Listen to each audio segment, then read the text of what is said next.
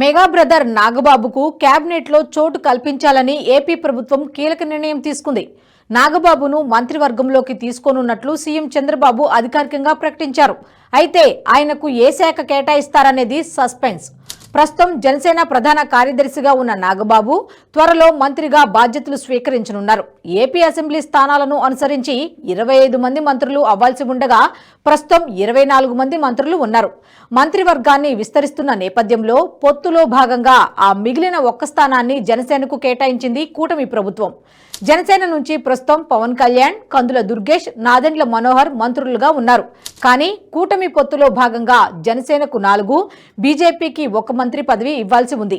భర్తీ కావాల్సిన ఆ ఒక్క స్థానం జనసేన నుంచి ఖరారు కావాల్సి ఉంది. ఈ నేపథ్యంలో నాగబాబును మంత్రిమండలిలోకి తీసుకోవాలని నిర్ణయించినట్లు తెలిపారు సీఎం చంద్రబాబు.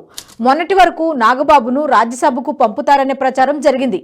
రాజ్యసభ అభ్యర్థుల ఖరారుతో ఆ ప్రచారానికి తెరపడింది. నాగబాబును రాజ్యసభకు కాకుండా రాష్ట్ర మంత్రి వర్గంలోకి తీసుకోవాలని నిర్ణయించింది కూటమి ప్రభుత్వం.